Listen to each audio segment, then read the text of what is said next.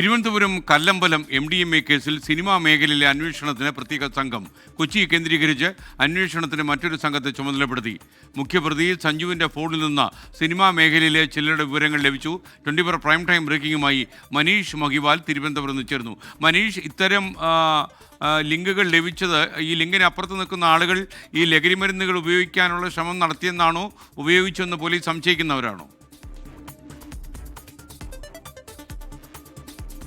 SKN ഈ സഞ്ജു അല്ലെങ്കിൽ സൈജു എന്നറിയപ്പെടുന്ന ആളുമായി ഇടപാട് നടത്തിയ ആളുകളെ സംബന്ധിച്ചുള്ള വിവരങ്ങൾ പോലീസിന് ലഭിക്കുന്നത് ഇയാളുടെ ഫോൺ ശാസ്ത്രീയ പരിശോധനയ്ക്ക് നടത്തിയ ശേഷമാണ്. അങ്ങനെ ഇയാളുടെ ഫോൺ ദിവസങ്ങൾ നീണ്ട ശാസ്ത്രീയ പരിശോധന നടത്തുമ്പോൾ നിരവധി പ്രശസ്തരായിട്ടുള്ള നടന്മാരുടെ കൂടെയുള്ള ഫോട്ടോകളുണ്ട്. പക്ഷേ ഇത്തരം ചിത്രങ്ങൾ ഉള്ളതുകൊണ്ട് തന്നെ ഇവരുമായി എന്തെങ്കിലും ലഹരി ഇടപാടുകൾ ഉണ്ടെന്ന് അന്വേഷണ സംഘം അങ്ങനെയുള്ള അനുമാനത്തിലേക്ക് എത്തുന്നില്ല. പക്ഷേ ഈ സഞ്ജുവിനെ കാണാൻ വേണ്ടിയിട്ട് സഞ്ജുവിൻ്റെ ഒരു കേന്ദ്രം, ഈ ലഹരി മരുന്നിൻ്റെ കേന്ദ്രം വർക്കലയാണ്.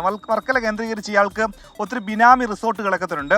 ഈ ബിനാമി റിസോർട്ടിൽ മലയാളം സിനിമ ഇൻഡസ്ട്രിയിലെ നേരത്തെ ലഹരി ഉപയോഗിച്ച് വിവാദ വിഷയത്തിലായ ഒരു പ്രധാനപ്പെട്ട ഒരു നടൻ, ഈ നടൻ ഈ വർക്കല കേന്ദ്രീകരിച്ച് അവിടെ എത്തി കഴിഞ്ഞ ഒരു വർഷത്തിന് മുൻപ് ഇവിടെ വന്ന് ദിവസങ്ങളോളം ഈ സൈജുവിനെ അല്ലെങ്കിൽ സഞ്ജുവിൻ്റെ ബിനാമി ഇടപാടിലുള്ള റിസോർട്ടിൽ താമസിച്ചതിൻ്റെ രേഖകളൊക്കെ തന്നെ പോലീസിന് ലഭ്യമായിട്ടുണ്ട്.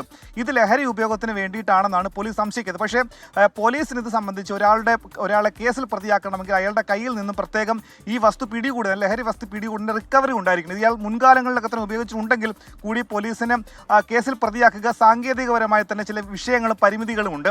അതുകൊണ്ട് തന്നെ ഈ വിഷയവുമായി ബന്ധപ്പെട്ട് ഈ ഗൂഗിൾ പേ, നേരത്തെ ആലപ്പുഴയിലെ ലഹരി കേസുമായി ബന്ധപ്പെട്ടൊക്കെ തന്നെ പോലീസിന് അന്വേഷണ രീതിയിലായിരുന്നു. അങ്ങനെ ഗൂഗിൾ പേ കേന്ദ്രീകരിച്ചൊക്കെ തന്നെ ഈ രീതിയിൽ ഡിജിറ്റൽ ഇടപാടുകൾ നടത്തിയിട്ടുണ്ടോ എന്നൊക്കെ തന്നെ അറിയാൻ വേണ്ടിയിട്ടാണ് കൊച്ചി കേന്ദ്രീകരിച്ചുള്ള ഈ പറയുന്ന സിനിമാ മേഖലയിലെ ലഹരി മാഫിയയെ ബന്ധപ്പെട്ടുള്ള അന്വേഷണം നടത്തുന്നത്. പക്ഷേ ഇതുമായി ബന്ധപ്പെട്ട് തിരുവനന്തപുരം പോലീസിന് ചില പരിമിതികളുണ്ട്. അതുകൊണ്ട് തന്നെ ജില്ലാ ക്രൈംബ്രാഞ്ചിന് കൂടി ഈ കേസ് കൈമാറാനുള്ള ചില ആലോചനകൾ നടക്കുന്നുണ്ട്. കാരണം ഇത് വലിയ രീതിയിലുള്ള ഇടപാടുകളാണ്. ഇത് സംബന്ധിച്ചൊരു പ്രാദേശിക വിഷയം മാത്രമല്ല, തെക്കൻ കേരളത്തിൽ പിടികൂടുന്ന ഏറ്റവും വലിയ ക്വാണ്ടിറ്റിയുള്ള MDMA കേസാണിത്. SKN.